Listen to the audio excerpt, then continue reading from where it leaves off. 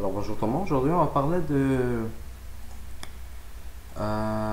création de groupe et utilisation des notions HDLP.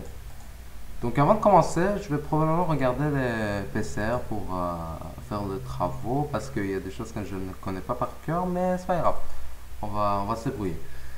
Je vais faire une petite... je vais un peu expliquer le HDLP en fait.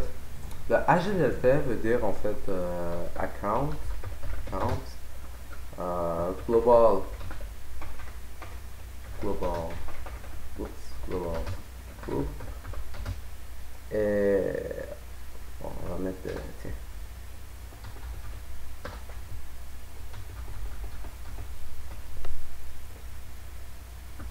domain, local group. Et permission.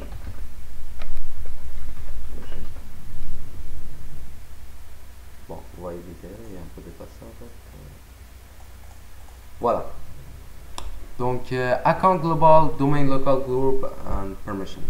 Donc, les accounts, premièrement, c'est vous et moi. C'est par exemple, tiens, Kian, Bob, Jean. Voilà. Ça, c'est les accounts. Ça, c'est ceux qui travaillent dans le département informatique. Ok, on va faire un exemple pour eux. Donc eux là, ici, ils travaillent dans le département informatique. Voilà. Et bon, on va leur faire un groupe. Donc les accounts rentrent toujours dans un groupe global, un global group en fait, groupe global. Il faut que vous mettiez à l'idée que pour donner les permissions, d'abord, les accounts rentrent dans les groupes globaux et les groupes globaux rentrent dans les DL, dans les Domain Local Group, dépendamment des ressources qu'ils veulent. Je vais vous expliquer ça tout de suite. Donc, pour l'instant, on a un département informatique. Il y a Kian, il y a Bob, il y a Jean. Kian, Bob et Jean vont rentrer dans le groupe GL pour ouais, GL Global Group Global, on appelle GL je crois, ouais, GL underline bon, on va l'appeler informatique. Voilà, pour dire que eux ils font partie du groupe informatique, c'est le département d'informatique. Pourquoi on fait ça? Pour l'organisation, premièrement, si jamais il y a quelqu'un qui s'ajoute dans le groupe d'informatique, dans le département informatique, bon, on n'a qu'à ajouter cet utilisateur-là dans le groupe et toutes les permissions vont lui être attribuées puisqu'on a on a d'abord mis le groupe dans le DL. Donc, on met les utilisateurs du département informatique dans le GL informatique pour les regrouper, pour dire que eux, ils sont ensemble. Il y a un autre département, par exemple, qui va s'appeler réseau, on va dire, puis il va avoir un GL réseau.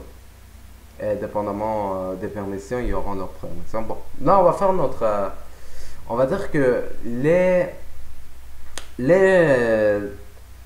ceux qui travaillent dans l'informatique ont un partage informatique. Ça s'appelle comme ça le partage informatique. Et le département informatique a droit de modifier, lire,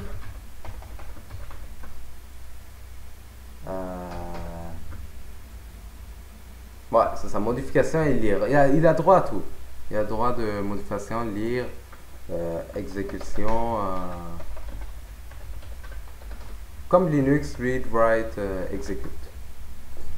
Il a droit à ça. Voilà. Donc, on va d'abord créer les DL. Par exemple, il y a des DL, il y a DL partage. On crée les DL dépendamment de ce qu'on a besoin.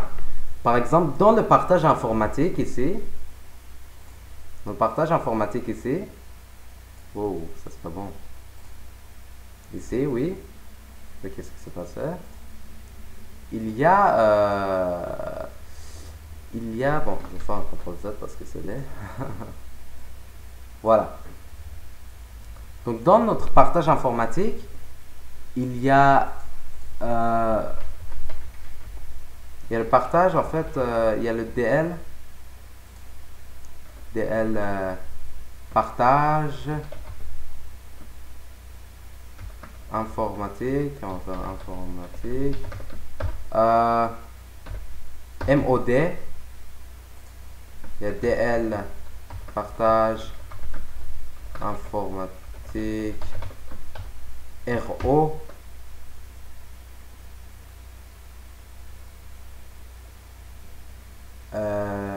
Voilà, je dirais. Donc il y a DL partage informatique et DL partage RO, mettons.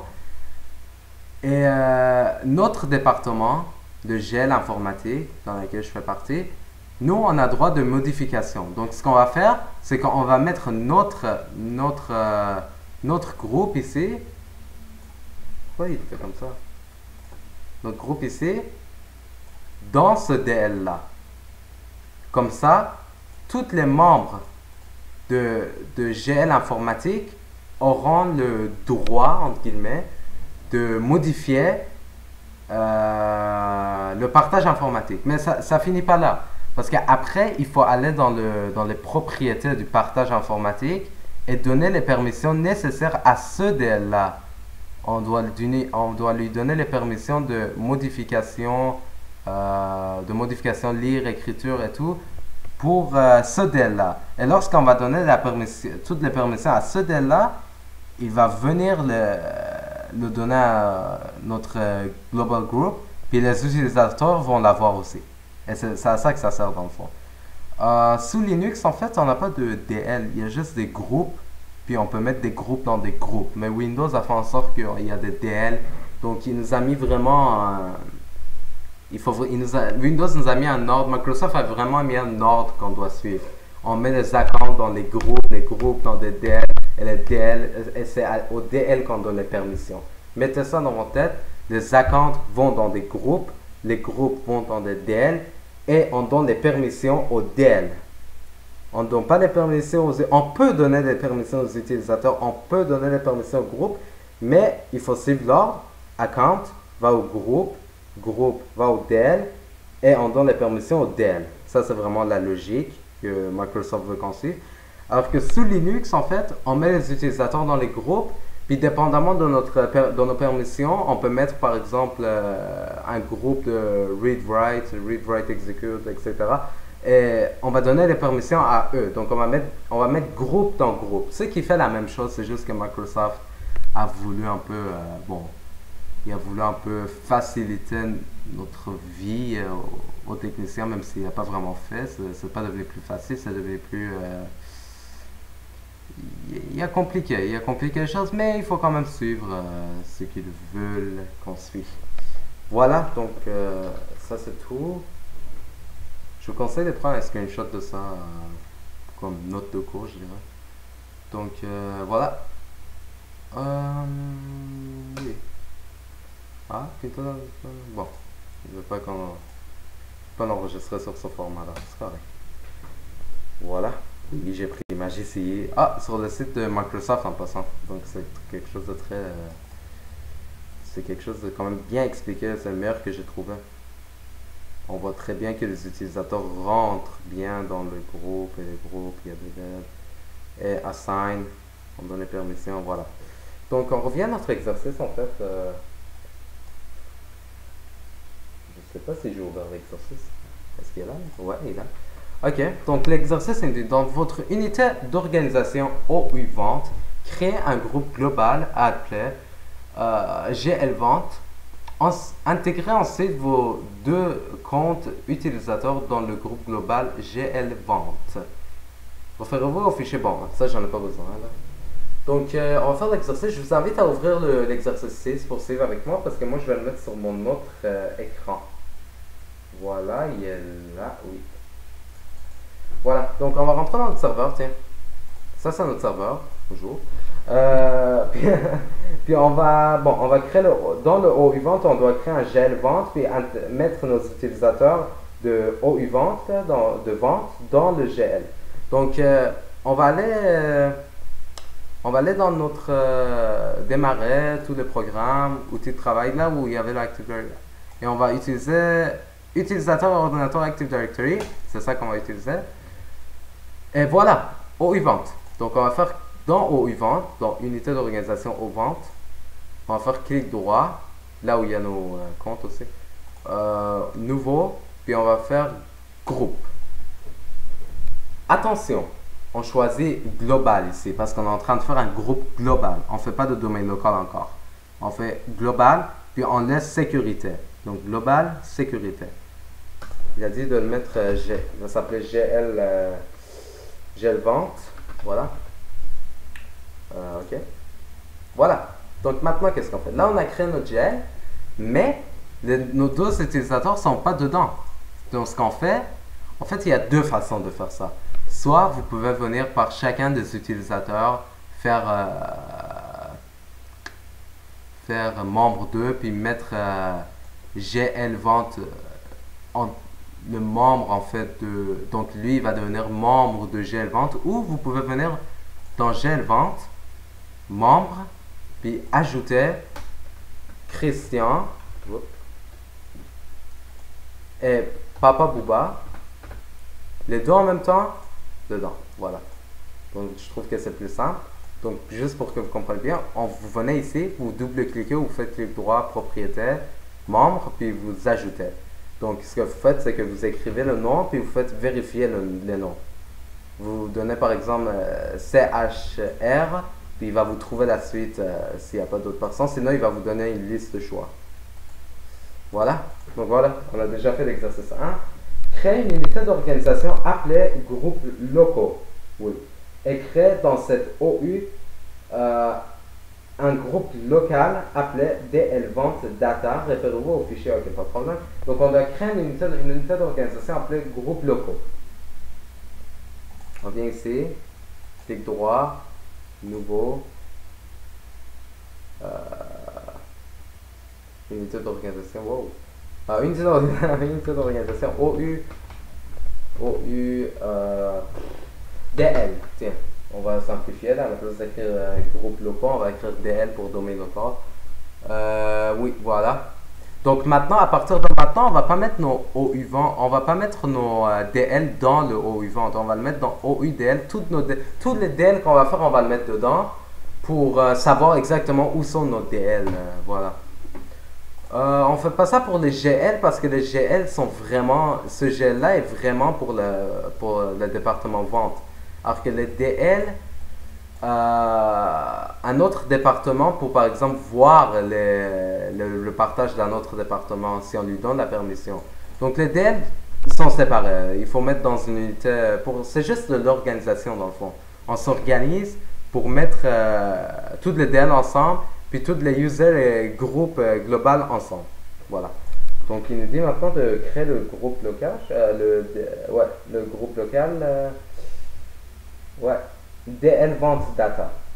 Donc on fait clic droit, nouveau, groupe. Là on choisit domaine local parce qu'on est en train de créer un groupe local, domaine local. Donc on nomme DL pour domaine local, vente parce que c'est pour le département vente, c'est pour eux. Puis on fait data. Voilà. Oui, data. Et voilà. Vente, c'est juste parce que c'est pour eux en tant que tel. Et data, c'est pour le partage, je crois. C'est le nom de partage qui va être comme ça. Donc voilà, on fait OK. Et maintenant, ce qu'on doit faire, on fait clic droit sur le DL, propriétaire, membre. Puis on va mettre notre membre, le GL qu'on vient de créer.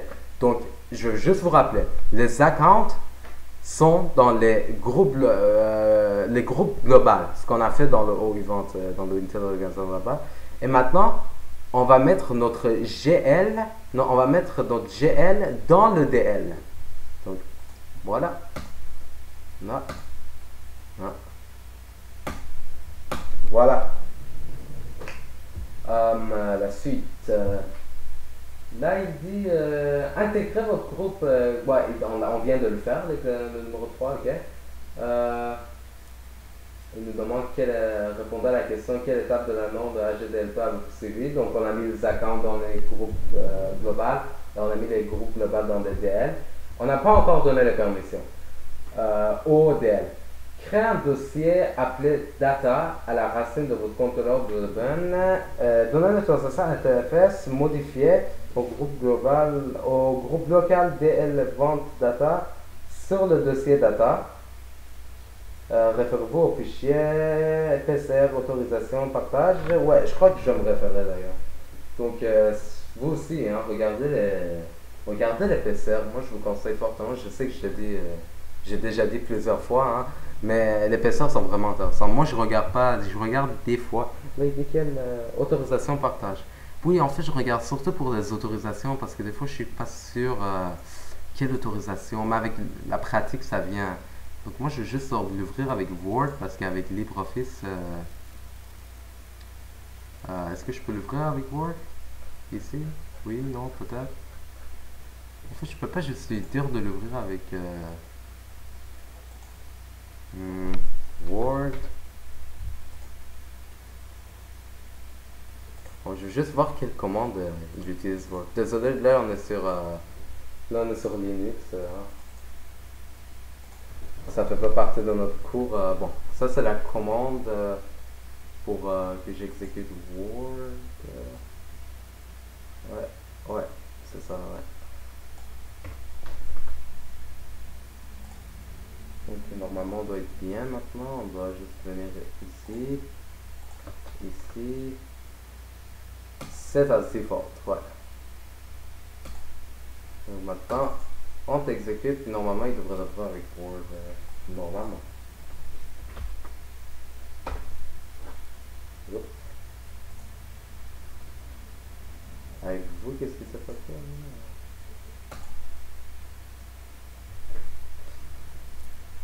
Voilà! Yay!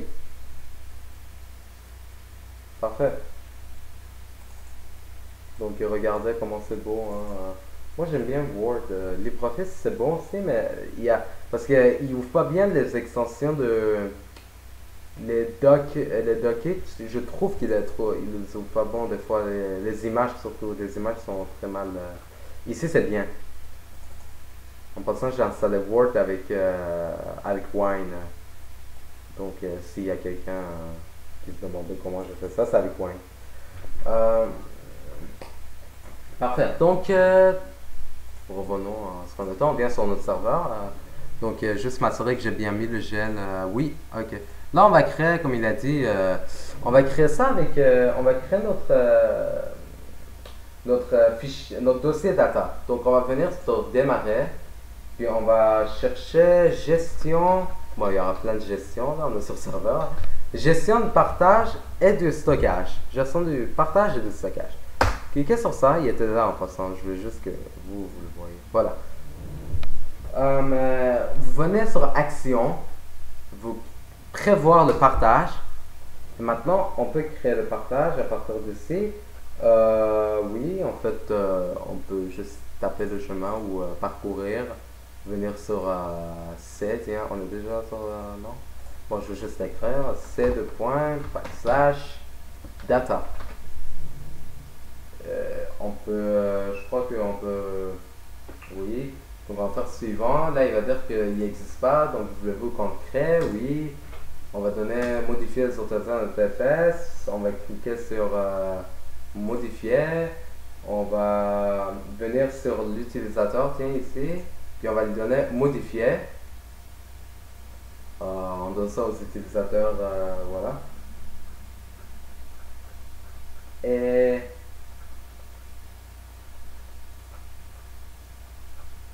excusez-moi 2 minutes, je vais juste en train de regarder quelque chose.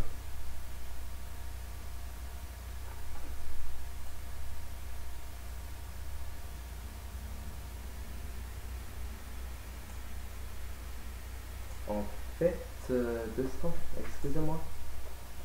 Ça c'est le bon fichier partage, autorisation partage. Oui. Puis lui, il dit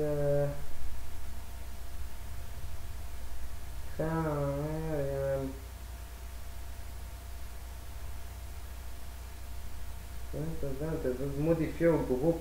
Ouais.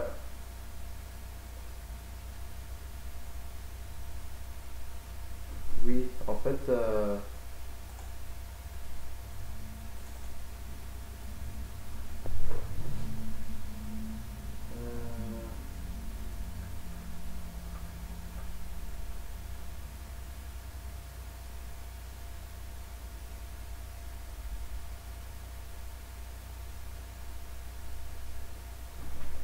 d'accord. En fait, je ne vois pas pourquoi il fait modifier pour l'utilisateur alors qu'on doit mettre le DL. Hmm.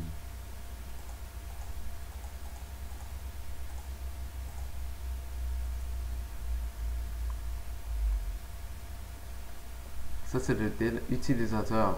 Parce que vous savez que Windows a déjà des DL par défaut, utilisateur, etc. On va ajouter, moi je dirais qu'on ajoute le DL qu'on a, notre DL vente data, et c'est à lui qu'on donne modification.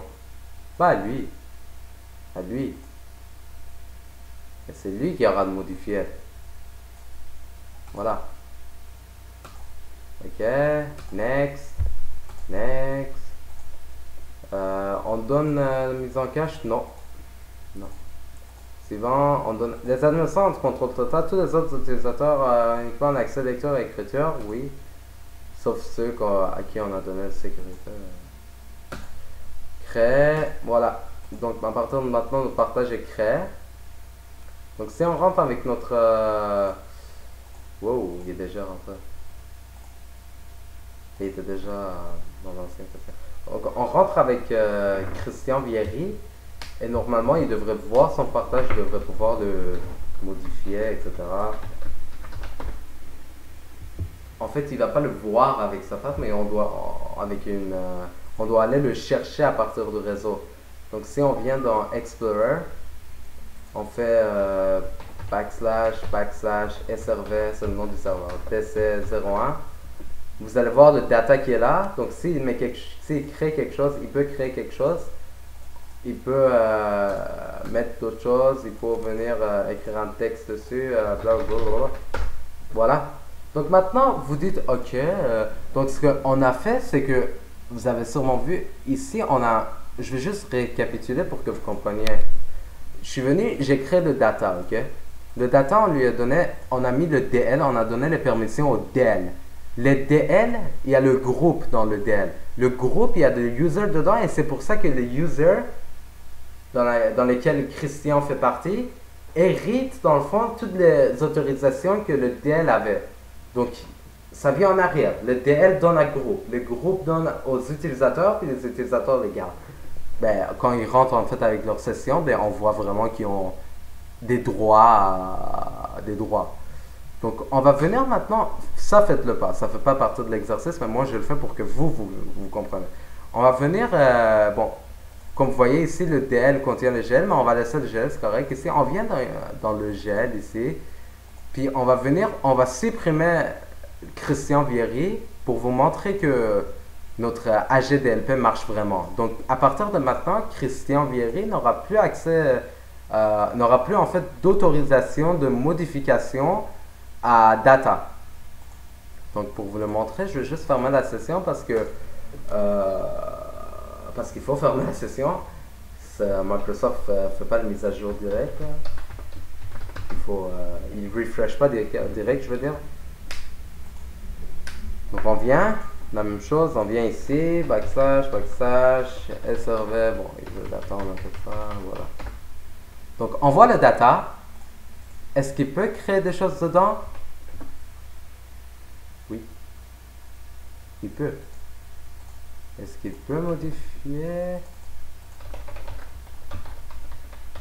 Oui, il peut. Et il peut supprimer. Il peut. La raison peut être parce qu'il n'y a pas encore pris en compte ou qu'il y a quelque chose qui ne va pas.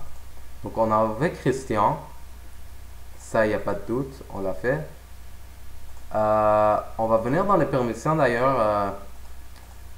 On va enlever l'utilisateur parce que là, on est en train de dire que tous les utilisateurs ont un droit de écriture. Oh, c'est pour ça.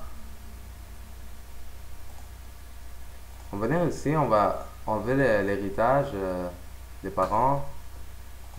Voilà, appliquer, ok. Donc maintenant, c'est correct. On va venir dans utilisateur, oui. On va supprimer utilisateur parce qu'on ne veut pas que les autres utilisateurs aient accès. Donc, utilisateur, pas nécessairement supprimer, tiens, on enlève juste écriture. Ils peuvent voir. On va être gentil. Les autres utilisateurs peuvent voir, mais DL vente, ils peuvent faire tout. Ils peuvent modifier, pas contrôle total, modification, écriture, exécution, etc. Donc, appliquer, ok. Ok, bon, on essaye parce que je crois que maintenant ça doit marcher. C'était sûrement parce que les utilisateurs avaient le droit d'écriture et lorsque les utilisateurs ont le droit d'écriture, ben, les utilisateurs c'est tout le monde, tous les utilisateurs. Donc on est en train de dire que tous les utilisateurs ont un droit d'écriture. Alors que nous on veut juste que le DL ait le droit d'écriture. Alors donc, juste pour vous récapituler, on a enlevé le Christian dans le groupe global, on l'a enlevé, donc il n'y a plus les permissions que le DL a. Donc maintenant, on va essayer de créer. Vous voyez, il ne laisse pas. Il ne laisse pas créer. Parce qu'il n'y a pas le droit. Parce qu'on l'a enlevé du GL.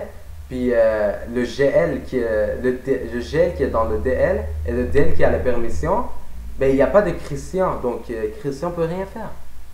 Donc là, on va fermer la session. On va revenir à notre serveur.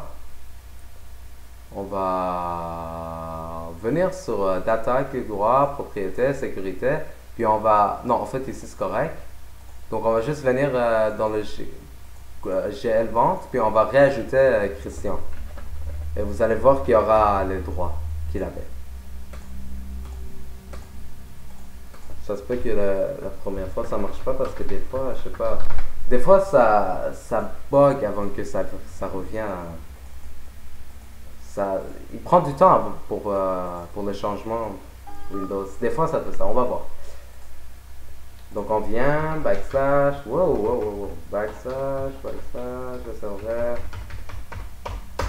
Voilà, ouais, data, donc il peut créer, est-ce qu'il peut créer? Oui, voilà. Vous voyez, là on a mis dans le GL puis ça marche.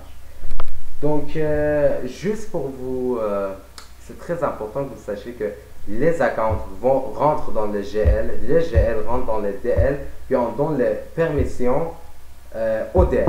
C'est juste ça que vous devrez savoir. Lorsque vous sachez ça, vous savez au moins 70% de HTML. Là, il reste de choisir les permissions, puis tout. Puis c'est ça, c'est tout. C'est aussi simple que ça. Donc, j'espère que ça vous a aidé. Et si vous avez des questions, posez-le-moi. Je vais faire de mon mieux de vous aider parce que je ne suis pas excellent, mais je vais vraiment faire de mon mieux pour... je vais faire de la recherche si vous avez des questions ou quoi que ce soit. Puis je vais vous aider. Je vais faire mon possible pour vous aider. Voilà. Donc, merci de m'avoir écouté.